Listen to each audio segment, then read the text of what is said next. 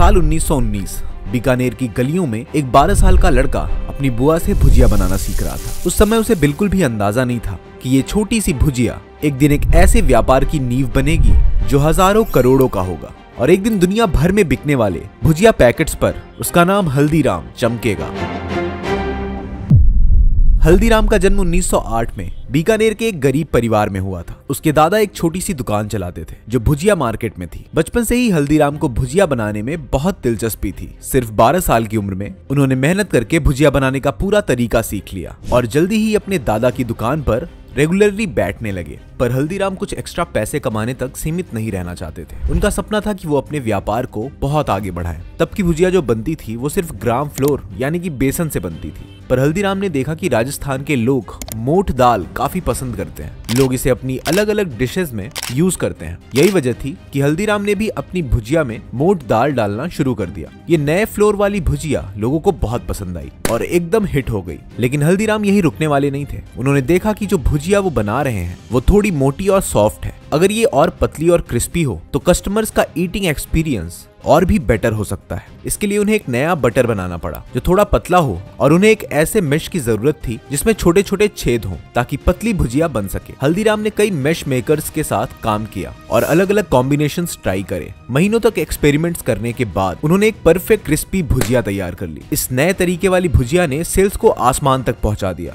पर ये तो सिर्फ एक शुरुआत थी। हल्दीराम सिर्फ एक अच्छा प्रोडक्ट बनाने में ही नहीं बल्कि ब्रांडिंग में भी एक छुपे रुस्तम थे। बीकानेर की मार्केट में कई दुकान वाले भुजिया बेच रहे थे पर हल्दीराम चाहते थे कि उनकी भुजिया एक आम भुजिया से कई गुना ज्यादा खास लगे। उन्होंने देखा कि महाराजा डुंगर सिंह लोगों में बहुत लोकप्रिय थे। तब हल्दीराम ने अपनी भुजिया का नाम डुंगर सेव रखा। ये नाम सुनते ही लोगों को लगा कि ये एक स्पेशल भुजिया है जो किसी आम भुजिया से काफी अलग और प्रीमियम है। ब्रांडिंग के साथ उन्होंने भुजिया की प्राइसिंग भी बढ़ाई और कस्टमर्स ने खुशी खुशी उन्हें एक्सेप्ट भी कर लिया। अगले कुछ सालों में हल्दीराम अपने भाइयों के साथ मिलकर अपने बिजनेस को बढ़ाते रहे। पर 1944 में उनकी जिंदगी में एक बड़ा ट्विस्ट आया। उनके घर की महिलाओं के बीच अनबन होने लगी। ये टेंशन इतनी बढ़ गई कि आखिरकार हल्दीराम को अपना घर छोड़ना पड़ा। सिर्फ घर ही नहीं, उनका पूरा बिजनेस भी उनसे छिन गया। जो व्यापार उन्होंने अपने खून पसीने से खड़ा किया था उससे उन्हें एक पैसा भी नहीं मिला। एक रात में वो अपनी पूरी फैमिली के साथ सड़क पे आ गए। पर हल्दीराम ने हार नहीं मानी। एक दिन काम की तलाश में वो बाजार गए तो किसी ने उन्हें पुकारा। जब उन्होंने पीछे मुड़कर देखा तो वो उनका एक पुराना दोस्त था। ये वही दोस्त था जिसे हल्दीराम ने कभी 200 रुपए उधार दिए थे। उस दोस्त ने उधार चुकाते हुए हल्दीराम को 100 रुपए वापस कर दिए और ये 100 रुपए हल्दीराम की जिंदगी के सबसे बड़े लाइफलाइन बन गए। उन्होंने एक छोटा सा मकान किराए पर लिया और नए बिजनेस के आइडियाज सोचने लगे। उनकी पत्नी चंपा देवी मूंग दाल बहुत अच्छा बनाती थी। बीकानेर के लोग मूंग दाल पसंद भी करते थे तो हल्दीराम ने मूंग दाल बेचने की सोची। थोड़े पैसों से मूंग दाल, मसाले और कुकिंग का सामान लिया और एक छोटा सा किचन सेटअप किया। हर सुबह वो और चंपा देवी मिलकर मूंग दाल तैयार करते थे और पूरे दिन मार्केट में जाकर बेचते थे। धीरे धीरे फिर से उन्होंने भुजिया बनाना शुरू किया। मेहनत और बेहतरीन टेस्ट की वजह से उनकी दुकान फिर से चल पड़ी। देखते ही देखते उनकी दुकान फेमस हो गई। फिर 1950s में एक और बड़ा मोड़ आया जब हल्दीराम कोलकाता गए। वहाँ एक शादी में उन्होंने अपनी भुजिया सर्व की और वहाँ के लोग इसके टेस्ट से इतने प्रभावित हुए कि उन्होंने तुरंत बल्क में ऑर्डर्स दे दिए। हल्दीराम ने समझ लिया था कोलकाता एक बड़ी अपॉर्चुनिटी है।